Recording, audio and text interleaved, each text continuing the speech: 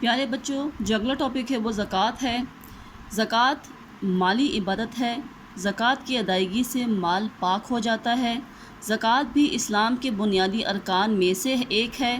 سورۃ التوبہ میں زکوٰۃ کے 8 مصارف کی وضاحت کر دی گئی ہے۔ یہاں پہ 8 مصارف سے مراد 8 وہ لوگ کہ جن کو زکوٰۃ دینا ہے، یعنی کہ جن پر زکوٰۃ بنتی ہے۔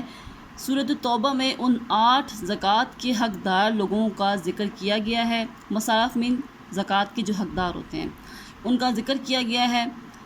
ان میں فقراء مین غریب لوگ، مساکین، عاملین وہ لوگ ہوتے ہیں جو زکوٰۃ کے محکمے میں کام کرتے ہیں۔ زکوٰۃ کی رقم کو کلیکٹ کرنا، ان کو اکٹھا کرنا، پھر ان کو ان کے حقداروں تک پہنچانا، یعنی کہ زکوٰۃ کے محکمے میں کام کرنے والے، ان کو زکوٰۃ کی رقم ان پر جائز ہے۔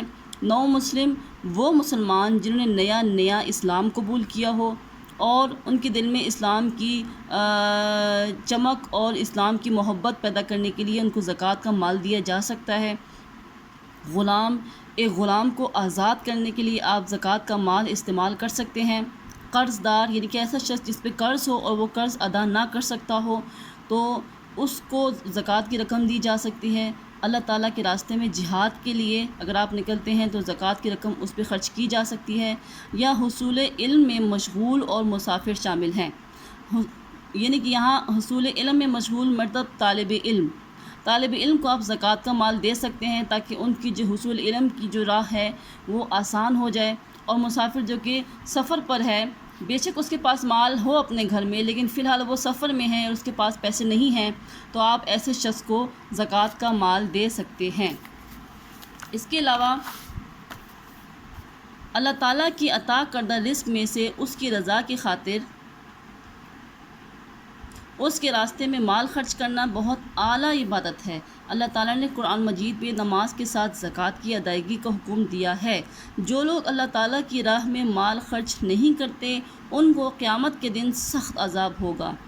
زکوٰۃ کا سب سے اہم فائدہ یہ ہے کہ معاشرے میں محبت، ہمدردی اور امن و سکون کی فضا پیدا ہوتی ہے۔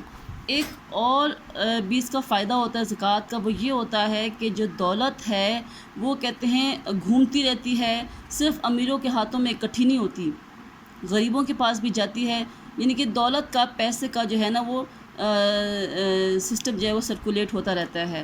یہ بھی ایک زکوٰۃ کا فائدہ ہے۔